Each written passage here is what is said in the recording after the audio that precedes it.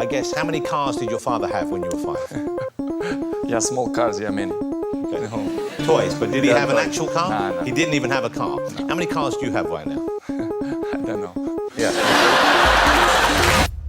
Yeah, it's true. He doesn't know. Imagine having so many cars that you don't even know how many you have. Cristiano Ronaldo doesn't just collect cars, he builds shrines to them. His garage isn't a parking space, it's a fortress of wheels that would make even billionaires stop and say, really? All this for one man? At the heart of his collection sits the Bugatti 110, a machine so rare only 10 exist worldwide, and one of them has his initials stitched into the headrests. Price tag? Around $9 million. That's not a car, that's a small stadium with a steering wheel. And that's just the start. Right next to it, a Bugatti Chiron. Another $3 million flex with a top speed that makes speed limits look like suggestions. This isn't the kind of car you drive to training. This is the kind you start once a year, rev for Instagram, and then shut off before the oil even warms up. Then there's the Ferrari Monza SP1, a ruthless rocket that looks like it was stolen from a superhero movie. Throw in the McLaren Senna, the Rolls Royce Cullinan, the Phantom, a Bentley Continental GT, and a handful of Lamborghinis that have spent more time in photo shoots than on asphalt. And while most of us panic about scratches in the parking lot, Ronaldo's biggest problem is real estate for his toys. The man has so many cars, he's had to keep them scattered between properties in Spain, Italy, Portugal, even Dubai. Transfer to a new club. That's not just a contract negotiation, it's a full-blown relocation plan for a multi-million-dollar convoy. But what makes this collection so insane isn't just the price tags, it's the way they're used, or rather, not used. Some of these hypercars are essentially museum pieces. Tires go flat from sitting too long, batteries die before the next season even starts. Their biggest journey is from the garage to a climate-controlled storage unit. Take that gold-wrapped Lamborghini Aventador, the one that screams "look at me" from 2 blocks away. It cost a fortune to wrap, tens of thousands just for the finish, but how many times does it actually hit the streets?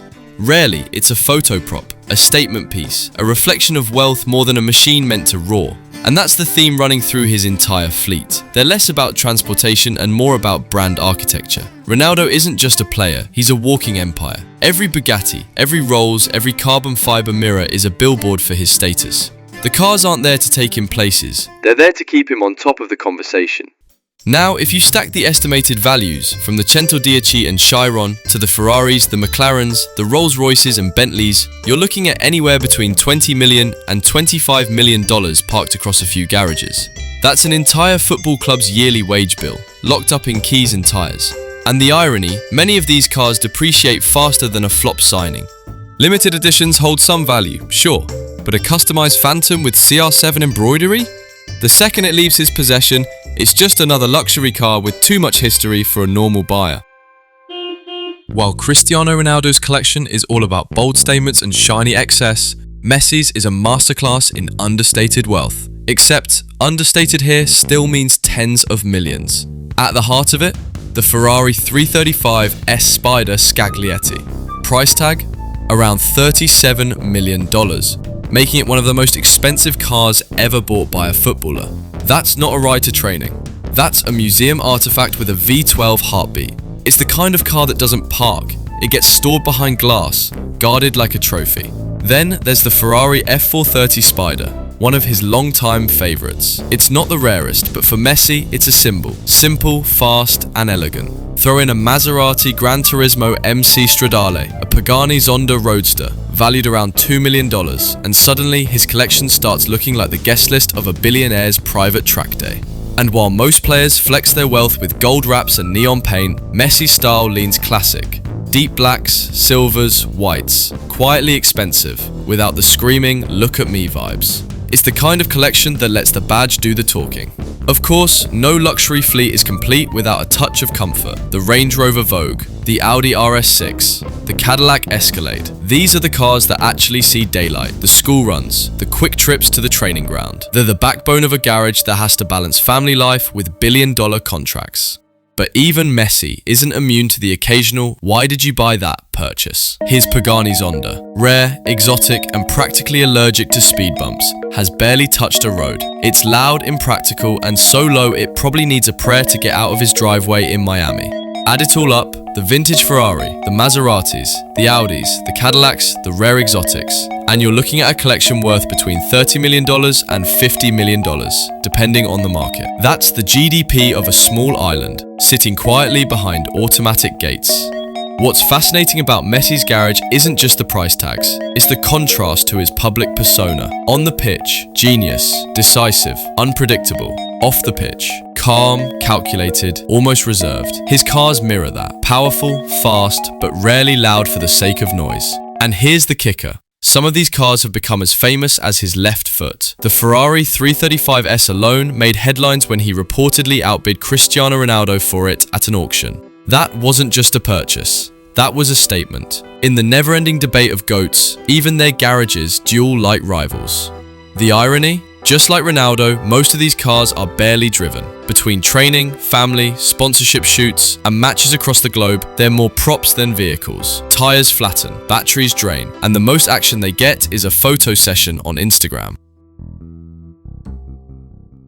If Ronaldo's collection screams status and Messi's whispers legacy, Neymar's just laughs, revs, and throws a party in the driveway. Front and center, the Lamborghini Veneno Roadster, a car so rare only a handful exist, and Neymar's sits there like a parked fighter jet.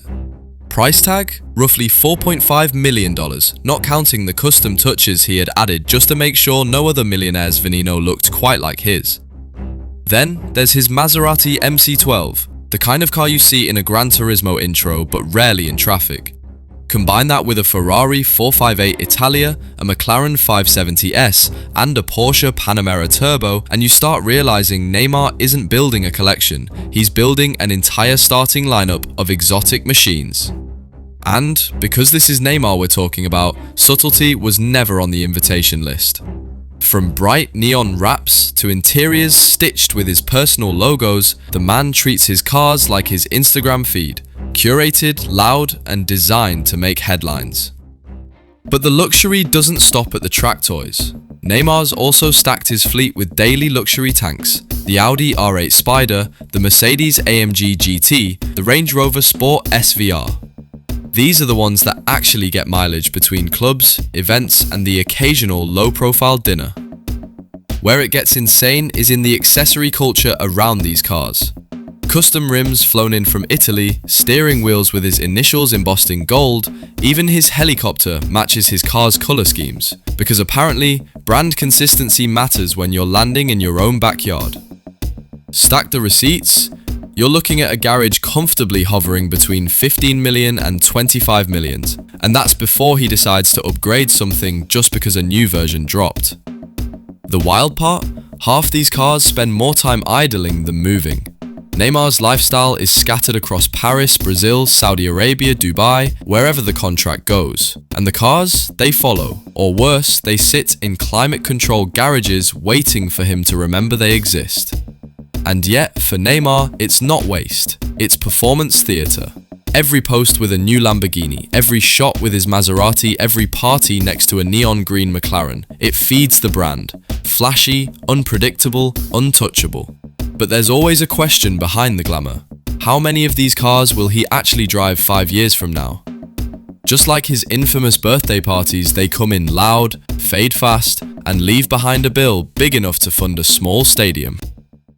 So when it comes to sheer numbers and headline-grabbing price tags, Ronaldo's garage wins on spectacle. With his Bugatti 110, Chiron, and a lineup of hypercars that feel more like trophies than vehicles. Messi's collection is the most refined, built on heritage pieces like the Ferrari 335S and a taste for understated, classic luxury that holds its value. Neymar's, on the other hand, is pure chaos and personality, flashy wraps, exotic toys, and a revolving door of machines that match his unpredictable lifestyle. So, who has the better collection? That depends on what you value, spectacle, heritage, or chaos. Drop your pick in the comments. Ronaldo, Messi, or Neymar?